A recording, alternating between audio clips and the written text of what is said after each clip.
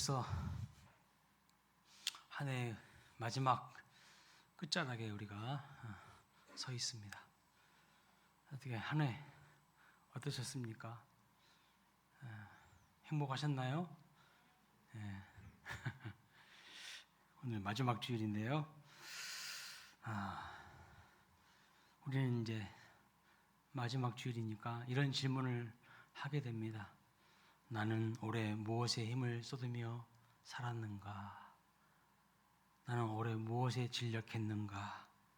그리고 또 한 가지 질문은 나는 다가오는 새해에 무엇에 또 진력해야 하는가? 이런 생각을 하게 되겠죠. 또 해야 되는 거고요. 아무 생각 없이 사는 사람은 되면 안 됩니다. 사도 바울은요, 에베소 3장에서 이 질문에 분명한 방향을 제시하고 있어요. 그래서 오늘 본문은 에베소서에 기록된 사도 바울의 두 번째 기도입니다. 이미 1장에 사도 바울이 기도한 첫 번째 내용이 나오고 오늘 두 번째 사도 바울의 두 번째 기도인데요. 이 기도를 본격적으로 시작하기에 앞서서 14절에 이렇게 말씀합니다.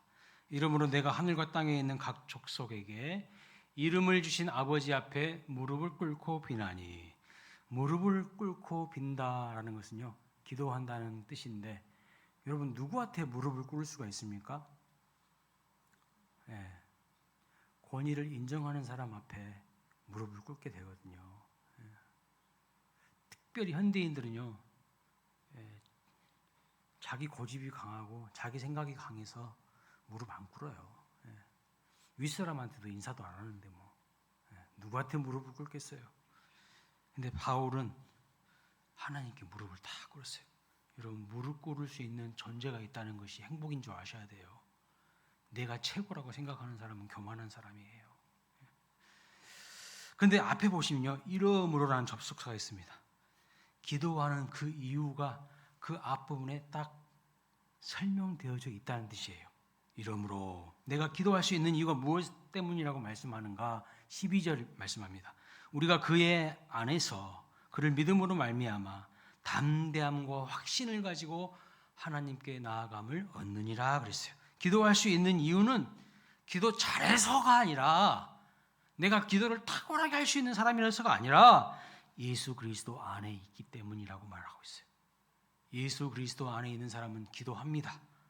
그리스도 안에 있으면요, 영원하신 하나님 앞에 담대함과 확신을 가지고 나아갈 수가 있는 것이죠.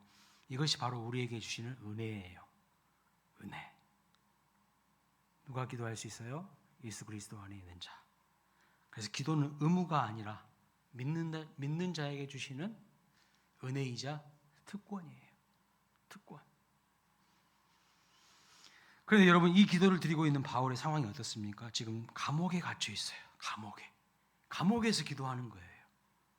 에베소서는 대표적인 옥중서신이에요. 옥중서신. 감옥에 있다는 말은 무슨 뜻인가? 사방이 다 막혀 있다는 뜻이에요. 사방이 다 막혀 있지만 하나님의 사람은요, 하늘이 열려 있어요. 하늘이 뚫려 있습니다. 사도 바울은 사방이 다 막혀 있는 것 같아도, 답답해도 하늘로 향한 길은 뚫려 있는 사람이었습니다. 그래서 그는 기도할 수 있는 사람이었어요. 기도는요, 의무가 아니야. 특권이에요. 은혜예요. 진짜 답답한 인생은요, 사방이 막힌 인생이 아니라 사방은 다 열려 있는데 하늘이 닫혀버린 인생이에요. 하늘이 막혀져 있는 인생, 그 인생이요, 답답한 인생인 거예요. 우리 모두는 하늘이 열려 있는 자 되시기를 주님의 이름으로 축복합니다. 하늘이 열려야 길이 열려요. 하늘이 닫혀 있으면 백날 천날 수고해봤자 길 안 열려요. 새해에는 더욱 하나님 앞에 나아가서 하늘을 열고 기도하시는 저와 여러분 되시기를 주님의 이름으로 축복합니다. 아무리 힘든 고난과 풍파가 있을지라도 기도할 수 있다면 그 사람의 인생은요, 절망 가운데 좌절하지 않고 또다시 일어나게 됩니다. 의인은 7번 넘어져도 8번 일어난다고 말씀하고 있어요. 하나님께 부르짖어 기도하는 인생은요, 막힌 길이 뚫리게 되는 은혜를 받게 됩니다. 인생길 뚫리기 전에 먼저 뚫려야 될 게 뭐예요? 기도의 길이 뚫려져야 돼요. 기도의 길이. 그래서 새벽 기도 때는요, 조용히 묵상으로 우리가 기도하더라도 금요 기도회 때는 한 자리에 다 나오셔가지고 합심해서 소리내서 기도를 해야 돼요. 통성으로 소리를 내면서 기도하는 겁니다. 여러분, 고속도로를 내기 위해서도요, 다이너마이트를 터뜨려서 뚫는 것처럼 부르짖어 기도함으로 막혀있는 기도의 길을 팍 뚫어야 돼요. 기도의 문을 빵 뚫어야 돼요. 조용조용히 기도할 때도 있겠지만 합심해서 통성으로 기도하자고 하는데도 자기는 조용히 기도해. 그거 안 돼요. 통성 기도를 통해서 기도의 길이 난 사람이요, 묵상 기도도 잘하는 거예요. 새해에는 금요 기도에 좀 많이 나오시고 통성으로 기도하심으로 하늘 문이 열리고 인생길이 활짝 열려지는 은혜가 있으시기를 주님의 이름으로 축복합니다. 세상에서 가장 손해보지 않는 것이 뭔지 아세요? 그게 기도예요. 기도를 심으면요, 때가 되면 하나님이 가장 좋은 거 주시마 이미 성경 여러 곳에서 약속하고 있습니다. 울며 씨를 뿌릴지라도 기쁨으로 단을 거두는 그날이 있다는 것을 하나님은 분명히 말씀하십니다. 그것을 믿으며 소망 가운데 기도하시는 2026년이 되시기를 주님의 이름으로 축복합니다. 사도 바울이 감옥에서 원망과 불평하지 않았어요. 그의 입술을 딱 지키면서 기도하는 거예요. 참 놀라운 일이죠. 그런데 여러분, 기도했다는 것, 감옥에서 기도했다는 것도 놀라운 일인데 그 기도의 내용을 보면 더 놀랍습니다. 여러분, 감옥에 갇혀서 있으면 기도한다 할지라도 무엇을 위해서 기도할까요?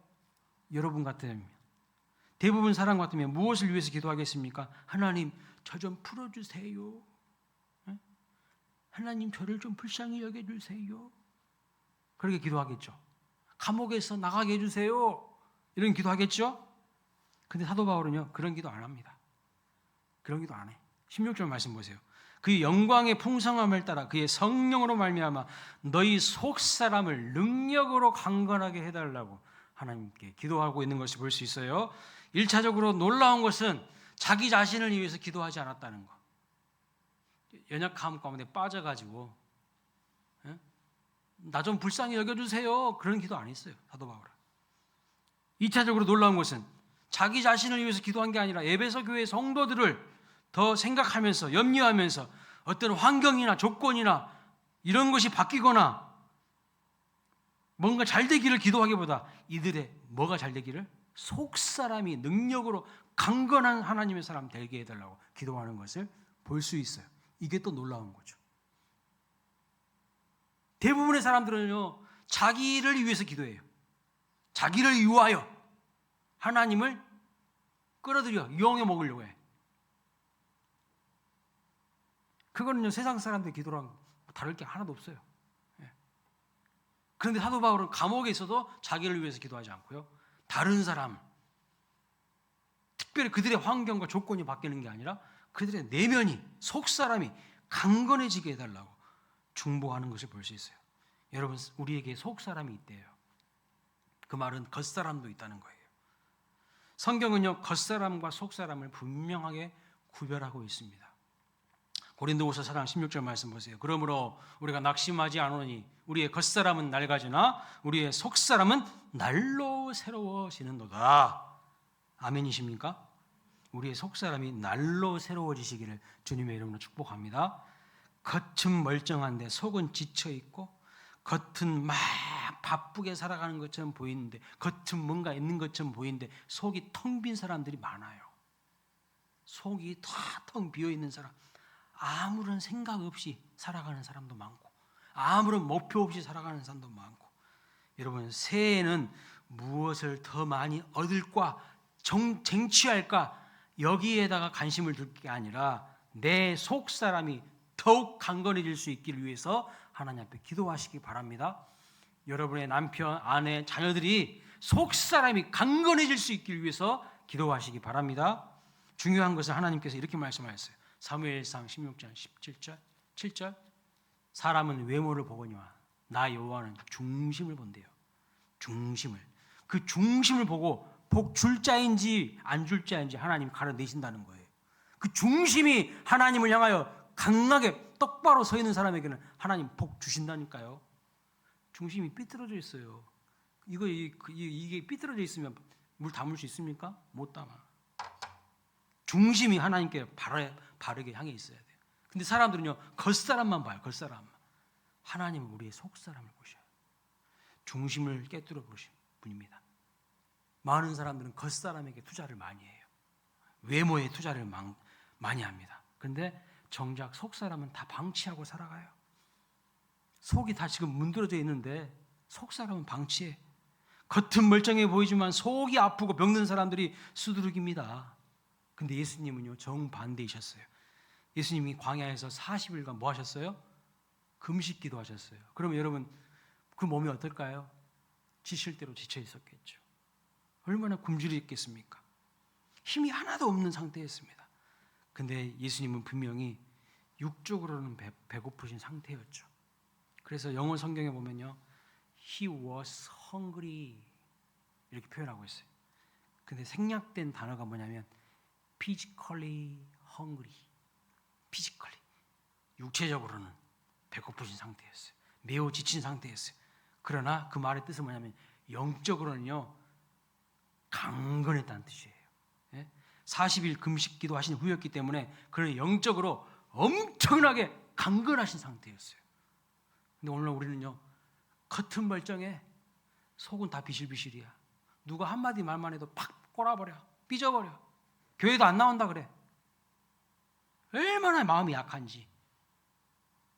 그래서요, 마귀의 유혹을 예수님은 이길 수 있었어요. 속사람이 강건했기 때문에.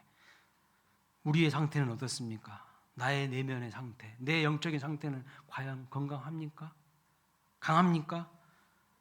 다윗이요, 자기의 뒤를 이어서 왕위를 물려받는 솔로몬에게 유언하면서 첫 번째 한 말이 뭔지 아세요? 이렇게 말했어요. 힘써 대장부가 되라고. 영어 성경에 보니까 be strength 그랬어요. strong, 강하라. 네 속이 강해져야 된다는 거예요. 예? 모세도요, 그의 후계자 여호수아에게 제일 먼저 한 말이 뭔지 아세요? 여호수아 1장 7절에 오직 강하고 극히 담대하라 그랬어요. 모두 다 속사람이 강해져야 한다는 것을 말씀하는 겁니다. 그런데 그 비결이 뭐라고 말하고 있죠? 모세도 다윗도 똑같은 이야기를 해요. 참 성경을 보니까 야, 놀랍다, 놀라워. 그런 생각을 많이 하게 됩니다. 하나님의 말씀을 가까이 하는 것에 있다고 말씀하고 있어요. 하나님의 말씀을 멀리하는 사람은요, 죄 아무리 대단한 사람이라도요, 점점 비실비실 거리게 돼 있어요. 하나님의 말씀을 붙들고 의지할 때 그 말씀이 속사람을요, 우리의 속사람을 강하게 만들어 주십니다. 믿으십니까? 그래서 모세는 여호수아에게 이렇게 말합니다. 그 율법을 다 지켜 행하고 그 율법책을 내 입에서 떠나지 않게 하라고. 자꾸 읊조리고 암송하고 그것을 이야기하라고, 묵상하라고 하는 거예요. 왕이라는 자리보다, 이스라엘의 지도자라는 그 자리보다 더 중요한 것은 그 역할을 감당할 수 있는 내면의 강인함이 있어야 돼요. 속사람이 견고해야 한다는 것입니다. 다윗 왕의 왕도요, 아들 솔로몬에게 이것을 강조하고 있어요. 너희의 속사람이 강해지는 비결, 진정 강해지는 비결이 뭔지 아느냐? 열왕기상 2장 3절에 이렇게 말합니다. 읽어볼까요? 시작. 내 하나님 여호와의 명령을 지켜 그 길로 행하여 내 법률과 계명과 율례와 증거를 모세의 율법에 기록된 대로 지키라. 그리하면 내가 무엇을 하든지 어디로 가든지 형통할지라. 형통하는 비결이 뭐예요? 하나님 말씀 가까이 하라는 거예요. 참은 말씀에 여호와를 경외하는 것이 지혜의 근본이라고 그랬죠. 미련한 자는 그 지혜와 훈계를 멸시한다 했죠. 하나님 말씀을 멸시하는 자들이 미련한 자예요. 많은 사람들이 하나님의 말씀을요, 동네 아줌마들, 아저씨들 이야기보다 더 귀담아 듣지 않습니다. 우습게 여겨요. 무시해요. 자기 생각이 강해요. 그리고요, 많은 사람들이 자리만 탐합니다. 자리. 나도 그 자리 줘봐. 그러면 할 수 있어. 진짜 할 수 있을까요? 다 비실비실거려서 견디지는 못해요. 좋은 자리 주면 뭐합니까? 못한다니까요. 작은 일에도 충성하지 못하고 작은 일에도 굳은 마음을 가지고 충성된 마음을 가지고 속 사람이 강건해가지고 끝까지 충성스럽게 일을 감당해야 되는데 작은 일도요 대충 하는 사람이 무슨 큰 일을 합니까? 못해요. 비실비실거립니다. 왜요? 하나님의 말씀으로 내공이 다져져 있지 않기 때문입니다. 성령 충만함으로 훈련되어 있지 않기 때문에 온갖 유혹과 시험에 다 넘어져 버리고 실족하는 거예요. 감당을 못하는 겁니다. 사랑하는 여러분, 뭔가 특별한 자리나 위치에 오르는 것보다 더 중요한 것은 여러분의 속사람을 강건하게 하시길 바랍니다. 하나님 그 중심을 보시고요 맡기신다고 했어요. 나한테 지금 당장 큰 복을 주시지 않는다고 불평하기보다는 내 속사람이 믿음으로 강건하게 준비되어져 있는가를 보시기 바랍니다. 그러려면요 하나님의 말씀을 가까이 하시기 바랍니다. 아멘 소리가 이렇게 작아가지고 되겠습니까? 하나님의 말씀을 가까이 하시기 바랍니다. 오늘 말씀은요 한 가지 비결을 더 말씀해 줍니다. 우리의 속사람을 강건하게 할 수 있는 비결, 그게 뭡니까? 16절에 말하고 있죠. 그의 성령의 능력으로 말미암아라고 했어요. 성령의 능력으로 강건해질 수 있습니다. 그러니까 강건함의 원천이 나 자신에게 있지 않다는 것을 빨리 인정하라는 거예요. 뭔가 자기에게 대단한 것이 있는 것처럼 폼 잡지 말라는 거예요. 까불지 말라는 겁니다. 교만 떨지 말라는 거예요. 나의 의지나 단순한 결심이 아니라 성령께서 나의 지성과 감정과 의지를 완전히 다스리도록 맡겨야 한다는 거예요. 그 사람이 강해질 수 있어요. 사도행전 2장에 보면요 오순절 마가의 다락방에 모여서 제자들이 간절히 하나님께 부르짖어 기도할 때 그들에게 무엇이 임했습니까? 무엇이? 성령이 임했어요. 성령이. 그리고 어떤 일이 일어납니까? 성령 받은 그들의 영혼이요 담대해졌어요. 담대해졌어요. 강해졌어요. 권능을 받았습니다.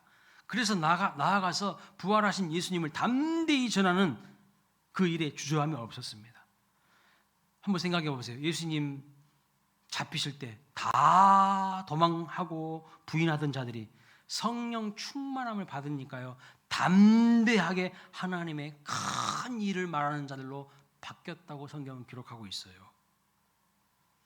원래 사도행전 1장과 2장에 성령 받기 이전의 제자들의 마음 상태는 어땠습니까? 제자들은 어떤 상태였죠?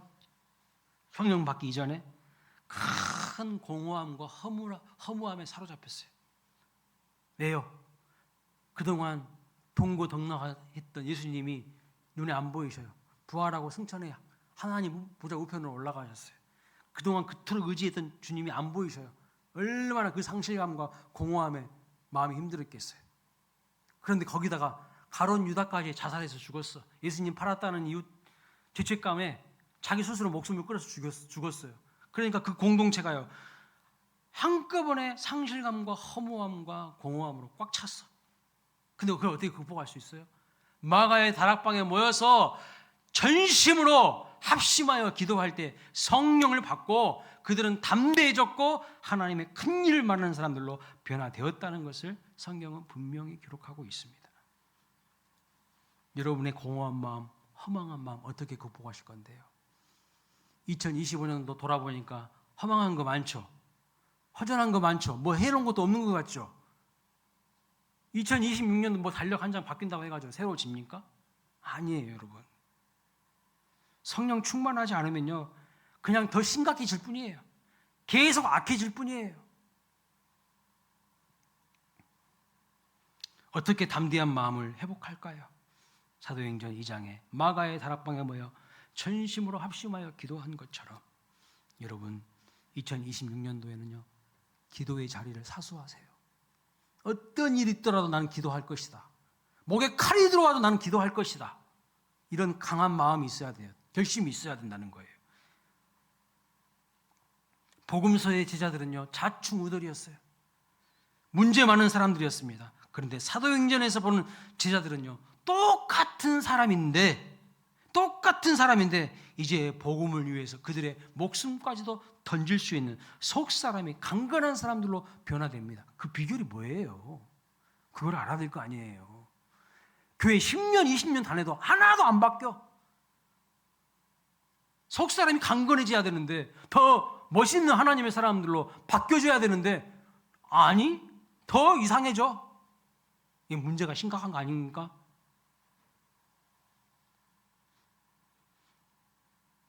속 사람이 강건한 하나님의 사람들 대해서 어딜 가든지 무엇을 하든지 부활하신 주님을 전하는 증인의 삶을 살아가시기를 주님의 이름으로 축복합니다. 여러분, 성령 충만해질 때 우리가 강건하게 되는 줄로 믿습니다. 성령 충만해지는 비결은 뭡니까? 기도하는 거예요. 기도하는 거. 기도는요, 하나님을 설득하는 시간이 아닙니다. 하나님과 거래하는 시간이 아니에요. 많은 사람들이 기도하면서 하나님과 거래하려고 해요. 기도는 우리를 성령의 다스림 아래 전적으로 내어놓는 시간입니다. 그래서 성령의 지배 아래 속사람이 능력으로 강건해질 수 있는 거예요. 강건해지는 존재로 거듭나는 시간이 기도하는 시간입니다. 기도에 관해서 예수님께서 아주 유명한 말씀을 하셨죠. 뭐라고요? 구하고 찾고 두드리라고. 구하고 찾고 두드리라고. 그 결과가 뭡니까? 마태복음 7장 11절. 너희가 악한 자라도 좋은 것으로 자식에게 줄 줄 알거든. 하물며 하늘에 계신 너희 아버지께서 구하는 자에게 뭘 준다고요? 좋은 것으로 주시지 않겠느냐. 그런데 동일한 말씀을 하고 있는 누가복음 11장 13절에 보면 그것을 바로 성령이라고 말씀하고 있어요. 너희가 악할지라도 좋은 것을 자식에게 줄 줄 알거든. 악한 사람들도요, 자기 자녀에게는 좋은 것 주고 싶어 합니다. 악한 사람도. 하물며 선하신 하나님께서, 하늘아버지께서 구하는 자에게 성령을 주시지 않겠느냐 그랬어요. 하나님 자신을 주신다는 거예요. 여러분, 우리는 이 말씀을 붙들고 무엇을 위해 기도해야 될까요? 약속하신 그 성령의 충만함을 위해서 기도해야 합니다. 그래야 우리의 속사람이 강건해질 수 있습니다. 제 아무리 좋은 위치에 있어도 속사람이 강건하지 않으면요, 제대로 뭔가를 할 수가 없어요. 속사람이 강건하지 않으면 마귀의 공격과 유혹에 넘어가 버립니다. 그 위대한 다윗 왕도 속사람이 성령 충만하지 못하고 방심한 사이에 그 성적인 유혹에 넘어가서 일평생 후회할 짓을 합니다. 예? 삼손도 사사였지만 엄청난 외적인 힘과 능력을 갖춘 사람이었지만 그의 속사람이 성령 하나님에 의해서 컨트롤되지 않으니까 육체의 본능을 주체하지 못할 때 가장 비참한 신세가 되어서요, 어떻게 됩니까? 머리카락 다 잘리고 두 눈 뽑히고 짐승처럼 개 끌려가시 그냥 끌려가는 거예요. 무기력한 존재가 되는 거예요. 제 아무리 대단한 직분을 가진 사람이라도, 심지어 목사라고 할지라도요, 바빠서 기도 안 하면 속사람이 다 약해지게 돼 있어요. 세상 일에 기도가 밀리고 우선순위가 되지 않으면요, 속사람 절대 강건해질 수 없습니다. 마귀의 유혹에 넘어가는 밥이 되는 거예요. 그만큼 기도는요, 중요한 것입니다. 그냥 할 일 없는 사람이 하는 것이 기도가 아니에요. 기도가 나를 살리는 것입니다. 여러분, 하나님 앞에서 생명력 넘치는 인생으로 살아가길 원하신다면 반드시 기도가 생명인 것을 알고 기도해야 돼요. 새해에는 꼭 명심하세요. 더 많은 일을 내가 하겠다는 결심보다는 하나님 앞에서 내가 더 자주 무릎 꿇는 사람이 되겠습니다. 이 결단이 있어야 돼요. 뭐 많은 거 하려고 하지 마세요. 우리를 지치기만 하고 번아웃 되기만 하지. 기도가 더 중요해요. 기도가 약해질 때 세상이 강해지는 것이 아니라 우리가 약해져요. 비실비실해집니다. 그래서 기도는 믿는 자의 선택이 아니라 뭔지 아세요? 생명줄이에요. 생명줄. 기도줄 다 끊기면요, 다 약해지게 돼 있어요. 추락하게 돼 있어요. 기도하지 않고 스트레스, 환경과 상황에 힘들고 어려움, 인생의 고난을 여러분 어떻게 이길 건가요? 어떻게 이길 건데요? 밀려오는 고난의 파도를 어떻게 헤쳐나갈 건데요? 내 힘으로 이길 수 있다는 그 교만한 마음을 버리고 주님을 붙드셔야 됩니다. 여러분이 건강한 삶을 살아가는 비결, 풍성한 은혜를 받는 비결, 복을 받는 비결, 다른 것 없습니다. 하나님 붙들고 기도하는 거예요. 교회의 부흥도 마찬가지입니다. 교회의 부흥을 정말 원하십니까? 입으로만 부흥 원한다고 말하지 말고요, 정말 기도하는 자리를 사수하셔야 돼요. 이벤트 많이 하고 프로그램 많이 하는 것이 아니에요. 그것이 교회 부흥하게 하는 비결 아니에요. 오해하지 마시고 착각하지 마세요. 기도하는 겁니다. 기도하지 않고 하는 모든 이벤트 프로그램은요, 우리 지치게 합니다. 번아웃 되게 해요. 2026년 교회 트렌드라는 책이 있어요.